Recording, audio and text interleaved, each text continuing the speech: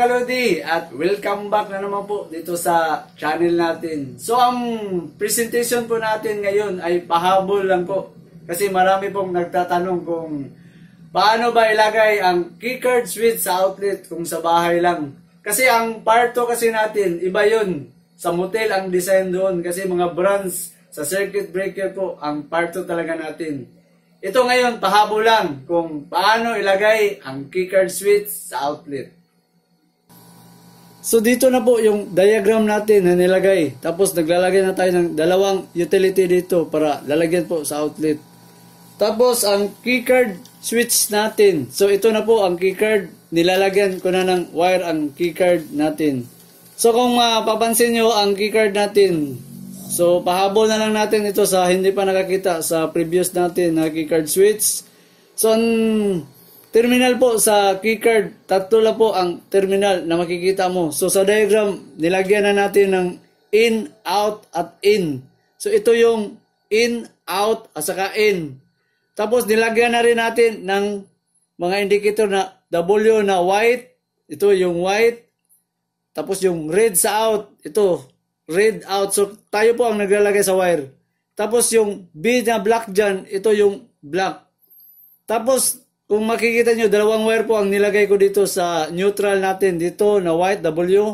Kasi ang supply sa neutral, dalawa po ang supply. So, depende po sa design. So, dinesign natin ng ganito ngayon. Na yung in patungo dito sa supply na 220. At itong W, ito yung white, yung neutral. Tapos yung neutral natin, mayroon pang isa doon para sa load. So, makikita mo, kaya dalawa na lang white ang nilagay ko dito para dalawa dito sa supply sa 220 at dalawa na rin doon sa load. So, kaya apat ng wire. Ilalagay muna natin dito yung keycard switch natin para mampisa natin yung mag-install sa paglalagay natin sa outlet.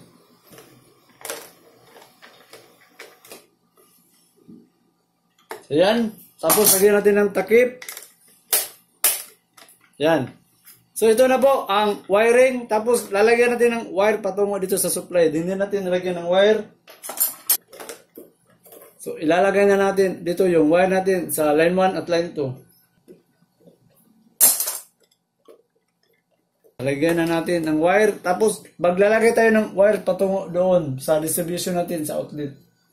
Yan, lalagyan na natin ng wire. So ang wire na nilagay natin, red at white. Para malalo pong masundan na yung out at saka yung neutral na patungo doon sa load ay red at saka white. So yan rin ang ginawa natin na wire, yung red at white.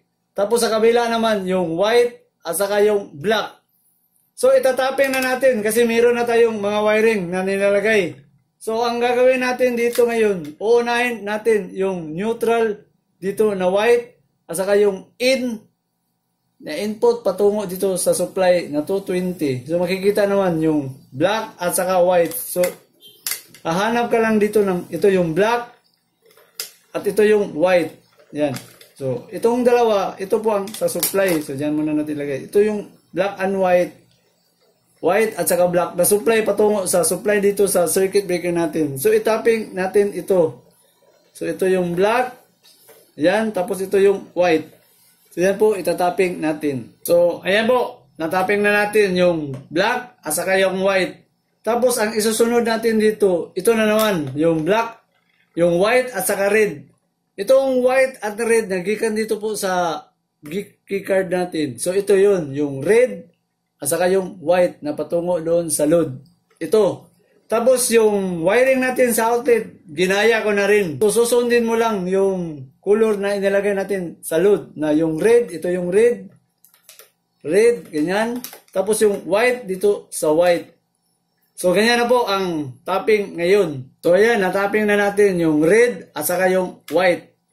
So pwede na natin ilagay sa ilalim yung mga wire.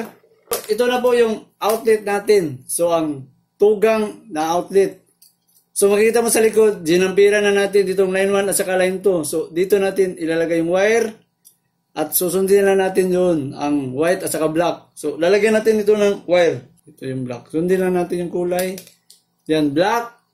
Tapos yung line 2. So, yan. Tapos itong black natin na tapping, yun ang patungo dito sa red. Tapos yung white, patungo dito sa white.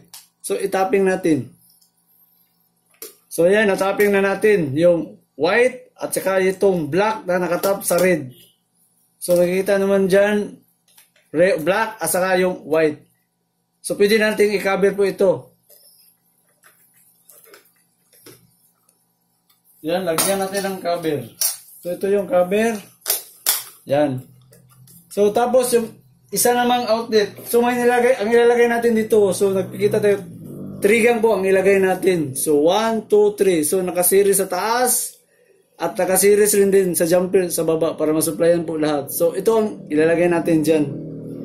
3 gang na outlet. So sundin mo lang ang color, naka-black sa taas. So black din dito sa taas. Yan. So may line 1, line 2 na tayo. So itong black natin, doon natin ilalagay ito sa white. Dito makikita mo white, yung red. Tapos yung white, itong white. Itong existing dito sa red at saka white, yun po ang distribution doon. Kung gusto mo pang lagyan ng outlet. Kaya ipinakita lang natin na meron itong distribution kung gusto mo pang lagyan ng outlet doon. So dahil hindi natin nilagyan pa na, gusto pa natin maglagay pa doon ng distribution sa outlet, kaya pigtail po ang gamit natin para po gamitin na dito natin itatap. Pero kung dead end na po ang outlet mo, yung line 1 at line 2, pwede mong i-direct dito. Pero pinakita lang natin na ito po distribution yung linya natin patungo doon sa lalagyan mo ng outlet. Pero ang ginawa natin na design, pigtail lang tayo para safety yung outlet natin. So tapping natin dito. So yan, natapping na natin yung supply natin sa outlet dito sa red at saka sa white. So i-cover natin to. Bago po tayo mag-testing. So ihabol muna natin to kasi may nagtatanong po sa channel natin na, Sir, Buddy Proy, Sir, 40 ampere po ang keycard switch natin. 40 ampere rin ba ang gagamitin dito sa circuit breaker kung ilalagay natin sa branch? So ang sagot doon, dapat 20 ampere lang po ang ilagay nyo sa circuit breaker, standard pa rin para sa keycard switch. Kasi pag nag-40 po kayo dito sa circuit breaker natin, tapos ang ginamit mo na wire dito ay number 12, alam naman natin na yung number 12 ay 20 ampacity lang. Kapag nag-exist po ang load dito sa 20 ampere, tapos 40 ang ginamit mo dito na circuit breaker, masusunog yung wire dito sa number 12. Hindi yun maprotektahan sa 40. Kung 40 ampere na breaker ang gagamitin mo. Kaya, delikado po, pag nag 40 ampere ka, ang ginamit mo na wire dito, number 12. Kasi ang number 12 po, 20 ampere lang po ang ampacity doon. So, masusunog ang wire mo pag nag-exist dito sa 20 ampere. So, hindi yun maprotektahan dito. Kaya, dapat 20 ampere po ang gamitin mo dito. Para pag nag-exist po ang load dito sa 20 ampere, automatic po trip dito sa circuit breaker natin. So, umpisahan na natin mag-testing kung iilaw ba siya. So, outlet ito. So, ito na lang ang isubok natin. Pag ilagay natin ito, iilaw po yung bulb natin. So, switch on mo natin breaker. So, ilagay natin. Tama po ang hinala natin. So, meron ba akong isang bulb para dalawa po silang iilaw? So, tama po ang procedure natin. So medyo i-ganon natin yung camera para makita. Yan. Tapos pag tinanggal natin ang keycard switch, so mawawala po ang supply doon sa outlet natin. So ito po, pag ginamit mo ito sa bahay, ganito po ngayon ang sistema. Magsa-shut off po talaga ang outlet mo doon. At lagi mong tandaan, ito lang po talaga ang makapag-trigger o pagka-connect doon sa outlet natin. So may RAM at saka ito pa, idagdag na rin natin kasi may nagsabi dito na, Sir, pwede ba, may kakayahan ba ang keycard switch na gamitin sa mga outlet na ma-shut off? May kakayahan po kasi 40 ampere po ang keycard switch natin kumpara doon sa normal na switch na 15 ampere lang. Pero ito, 40 ampere. So may kakayahan po na gamitin mo bilang isang outlet na ilalagay mo. So subukan natin uli. So, ayan, iilaw po.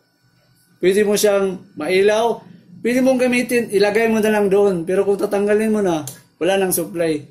So may pahabol pa tayong isa. Sabi doon, sir, subukan mo kayang ilagay yung metal sa keycard switch kung papunction ba. Ito, gumawa pa ako ng metal na ilalagay natin kung papunction ba. So ilagay natin. Kasi wala tayong metal tong previous na ginawa natin. So ayan, makikita, hindi pa rin nagpunction po kahit metal ang ilalagay mo. Kaya, ito lang talaga ang pwedeng gumamit sa keycard switch. Ngayon ang tanong, Sir Buddy Proy, paano po kung gusto namin gumamit ng marami ng ganito na klase? Meron pong mabibili kung gusto nyong gumamit ng marami ng ganito. Meron pong mabibili doon po sa online na bibilhin mo. So mga Lodi, hanggang dito muna po tayo. Saka stay tuned po kayo doon sa part 2 natin. Sa part 2, branch po sa circuit breaker. Gagamitin natin ang keycard switch natin. Ending time na naman. So isa-shoutout na naman po natin ang mga Lodi natin na magpapa-shoutout po dito sa channel natin. Umpisahan po natin mag-shoutout. Ito, Lakwat Zero. Sir, magandang araw po dyan sa inyo si Sir Lakwat Zero. Ito pa, si Sir Robert Pipito. Sir, magandang araw po dyan sa inyo. Si Sir Robert Pipito. Ito pa, si Sir Daniel Toledo. Sir, magandang araw po dyan sa inyo. Ito pa, si Sir Bimar Bilalon. Pa-shoutout sa RDR Electrical Group Century Residence Condominiums. Sir, magandang araw po dyan sa inyo at sa grupo nyo sa RDR Electrical Group Century. Saka, sir, kunting ingat po sa trabaho nyo. Ito pa, shoutout natin, Sir Kins is Amamampang. Sir, mayong adlaw ni mo diha, sir. Si Sir Kins is Amamampang. Ito pa, shoutout natin, si Sir Glenn Lasarte from Davao City. Sir, mayong adlaw ni mo diha, sir, sa Davao. Si Sir Glenn Lasarte. Ito pa, si Sir Gilan Dahak from Legazpi City. Sir, magandang araw po dyan sa inyo sa Legazpi City. Ito pa, shoutout natin si Sir DJ Junski Music Cover from Ginsan. Sir, mayong adlaw ni mo din na, sir, sa Ginsan. Ito pa, shoutout natin Bisayang Abalos TV. Sir, magandang araw po dyan sa inyo. Bisayang Abalos TV. Ito pa, shoutout natin si Sir Anthony Aban. Sir, magandang araw po dyan sa inyo. Ito pa, si Sir Ryan Gyunson. Pa-shoutout kanang kusog. Oy, sir, labaw pa nis kusog, sir. Shoutout natin pagkusog sa kusog si Sir Ryan Gwinson. Sir, magandang araw po dyan sa inyo. Ito pa, shoutout natin si Sir Milvin Montalban. Sir, magandang araw po dyan sa inyo. Ito pa, si Sir Shawnee Andre Nabila from Muntinlupa City. Sir, magandang araw po dyan sa inyo. Ito pa, shoutout natin si Sir Luis Gamayot, electrician ng Siargao Island. Oy sir, magandang araw po dyan sa inyo. At saka, kunting ingat po sa trabaho nyo. Kasi electrician po kayo. Si Sir Luis Gamayot. Ito pa, shoutout natin si Sir Llewellyn Ala. Sir, magandang araw po dyan sa inyo. Ito pa, shoutout natin Linin Park from Davao City. Sir, mayong adlaw ni mo din na, sir, sa Davao. Linin Park. Ito pa, shoutout natin si Sir Ricky Natividad. Sir, magandang araw po dyan sa inyo. Si Sir Ricky Natividad. Ito pa, si Sir Porfirio Soloria from La Union. Sir, magandang araw po dyan sa inyo sa La Union. Si Sir Porfirio Solaria. Ito pa, si Sir PD Panuga. Sir, magandang araw po dyan sa inyo. Ito pa, shoutout natin si Sir Ariel Pistanyas from Lanico Electrician Linamon. Oy sir, unahan rin nga mo diri sir sa Iligan City. Bayong adlaw ni mo din na sir sa Linamon o amping sir sa trabaho kay electrician po dahil ka. Ito pa, shout out natin si Sir Lino Vargas. Sir, magandang araw po dyan sa inyo. Si Sir Lino Vargas. Ito, the last but not the least, si Sir Patpat and Ninyos Vlog. Sir, magandang araw po dyan sa inyo. So, ayan po. Natapos na po ang shoutout natin. So, yun na lang po palagi na huwag nyo kalimutan pong i-share at i-like po ang channel natin para marami pong matuto. At saka, huwag nyo na rin kalimutan pong mag-subscribe po sa channel. Para palagi po kayong maka-update kung may bago po tayong ipapalabas. At saka, maraming salamat po sa palagi nyong panonood at pagsubaybay po dito sa channel natin. Hanggang sa muli.